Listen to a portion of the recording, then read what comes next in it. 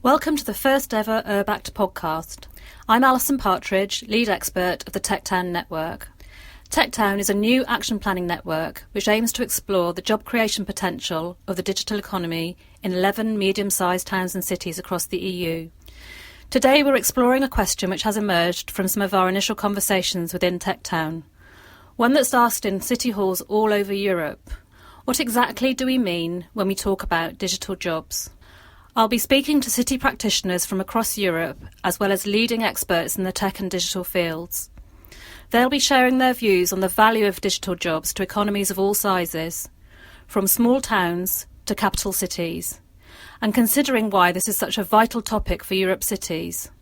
So just stop for a moment and consider from your own point of view what you think of when you talk about digital jobs or the digital economy.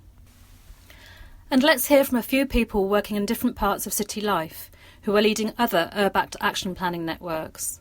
A digital job, it sounds almost like a contradiction to me, because digital I associate with computing, with machines doing the work for people, and jobs I associate with people doing the work themselves. So in a way I see digitalization as a threat for jobs. What is a digital job? For me, it's something that you work online, on web. I think it's probably something to do with technology, maybe in the media. What do I think is a digital job? For me, a digital job is that more or less you don't need any more a physical space. You can be anywhere and you just use digital media, digital technology to do your work. So digital job is a job using technology and basically trying to introduce, to deploy different technologies in order to facilitate new models of services.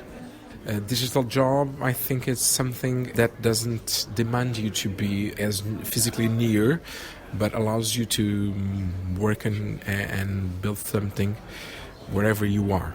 What I consider a digital job is any job occupation that uses the digital tools. Interesting, isn't it? I asked the same question to some of the people working at programme level for URBACT cities. Today they are everywhere, but we don't see them. And they are very hard to define because they are hidden in all our activities, in all our daily life, when we take public transport, when we have leisure, when we travel.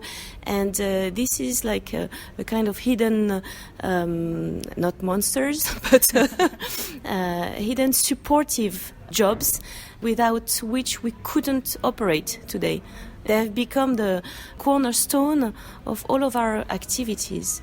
It's very difficult to identify for me the skills that are related to these jobs, because you have the feeling that it's about tech, of course, but much more about social skills and design and creativity. It's like going further, innovating, and I think that digital jobs, they involve all kinds of profiles and skills, and tech is just has become a very small part of these jobs, I believe. I think it's somebody working for a website, working for having a business but online. For example, a digital job would be somebody dealing with logistics when it comes to reservations of Uber, for example, or Airbnb. So people are really working online all the time. They don't have any other thing other than a website or an application, or it's mostly like application or websites. But it could be on different topics, right? What is a digital job? I haven't heard this expression. I imagine a digital job where you are linked to a working place, but you are not present. It can be probably, in my understanding, I am working at home and I work for someone else. And probably it is for those people who are not digitally illiterate, because they have to understand the basics. So it's not for people who don't have enough education. on the other hand, I think, if I understand it well, it is really expanding a lot the possibilities of people to get in connection with other countries, other cities, other circumstances. But I may be totally wrong, I don't know. So, like lots of jobs of the future, I don't think we really know yet what a digital job is. I think the definition is evolving and will continue to evolve. I think there are some jobs that are obviously digital jobs, like being an app developer or a game creator, a coder or programmer. And then there are bits of jobs that are digital, like a retailer will sell in a shop and online, or an engineer might install smart meters. So I think for cities, knowing how to create an environment that nurtures digital businesses and jobs is really important. And we're hoping that TechTown will be able to help us understand that challenge better. Did that help? For me, it just goes to show how our perceptions vary and makes me wonder whether it's actually useful to have a tight definition. Isn't every job these days at least a little bit digital? Tech City in the UK probably wouldn't agree. In its Tech Nation report, it divides digital into subcategories like financial technology, advertising and marketing, data management, analytics, e-commerce, education technology, software development, health technology. It's a long list and it goes on. But does it encapsulate everything we mean when we talk about digital jobs? Where, for example, does this leave traditional jobs, which are now being digitalised? Does that mean they're not digital jobs? Which brings me back to the question, isn't every job a shade of digital? Perhaps it's actually more helpful to think about the size and growth potential of digital. The TechTown baseline study highlighted a few statistics that we found quite surprising. Did you know, for example, that digital makes up 8% of the GDP of the G20 major economies, and in 2014 was worth 3.2 trillion euros. That's a lot of zeros. In Europe alone, the study suggests that the digital economy could grow by at least 1.5 million new jobs. You've probably heard a lot of talk about technology destroying jobs, for example through automation taking over manufacturing. But our work in TechTown suggests that tech actually creates more jobs than it destroys. In the United States, for example, research suggests that for every one job lost to technology, 2.6 are created. And there are spin-off benefits too. One new job in high-tech industries will lead to 5 new jobs being created in other sectors. Maybe the most unexpected forecast was that 75% of the new value created by the internet is found in traditional industries. So this will touch virtually every economic sector, even retailers. So maybe when we talk about digital jobs, we're not just talking about the sexy tech startups that are springing up in Europe's major cities.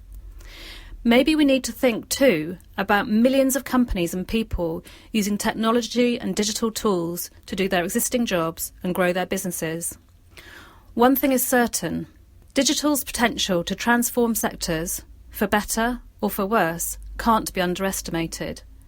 It goes way beyond innovation within existing sectors to radical changes to the business landscape. The world of work is being reshaped. We're seeing innovations in business models, new methods of networking and knowledge transfer, reduced time to market and better access to international markets. Digital is also changing how cities are managed and how public services are being delivered, to the benefit of the economy, our citizens and the environment. We're now going to hear from 3 digital experts who will share their views on what a digital job actually is and what digital means for Europe's cities. We'll start with Sophie from Regeneris, then hear from Louise from Connect TVT, and finally from John Spindler from Capital Enterprise. There isn't really a universal method for defining the digital economy at present. And whilst there's broad agreement over what constitutes the core functions of the sector, there is much debate about how to classify those companies that are beginning to adopt digital technologies day to day. So things like architects, publishing firms, financial services. They're all a type of these new kind of peripheral digital firms, we sometimes call them. Its definition is and must continue to be fluid. So if we think about newspapers, for example, they're all moving to very digital subscription-based models, whereas only 5 or 10 years ago, we would have never really have classified these as digital at all. And often using one organisation's definition of the digital economy just isn't really enough, as often organisations have different motivations for producing a definition in the first place. That how you define your digital economy depends on what you want to get out of it and the question you want answering. They act as an enabler of innovation and drive efficiency and productivity gains from everything from retail to manufacturing, financial services to healthcare. You have to work with this new generation that wears jeans. You know, they look and behave in a different way, and we're not speaking the right language to attract those kind of people. And I think there isn't one sort of social platform that you can use to find these people. They are hidden everywhere. You know, in Reading, they were in garages, they were in sheds, they were in universities, they're in colleges. Some of them are still going into London because they haven't found that we've got a sort of community. So I think you need to use lots of different platforms to actually find your community. Tech is entrepreneur-led. It's not what you can do directly. It's not a kind of thing that you and your local government and your local businesses can sit around the table and say, yes, we will basically make this happen. It's not yours to make it happen. Tech is incredibly disruptive, and it will basically destroy first before it builds. The impact of artificial intelligence and machine learning, which we are invested in today, on your lives will be radical. We will have self-driving cars in the UK in 2020.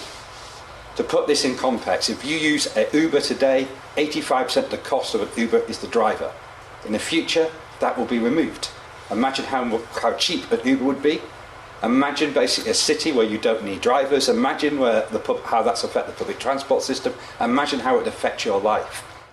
So, 3 experts, 3 different takes. And I suspect there is as many interpretations of what actually constitutes a digital job as there are people to ask. From my point of view, putting this podcast together has really challenged some of my original thinking about digital and the role of cities. We need to think very carefully about that role in this complex and fast-moving landscape where entrepreneurship seems to rule.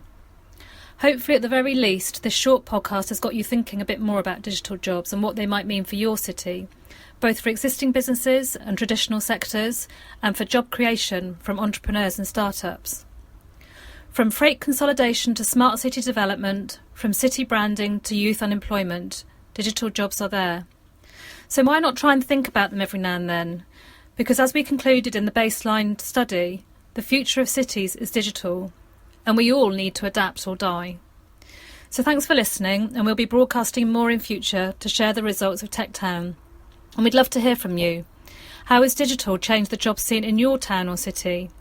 So leave a comment on the blog, and to receive more information about Tech Town, send me an email at alison@aurora-ltd.eu or visit our website www.urbact.eu/techtown. I'm Alison Partridge. Thanks for listening.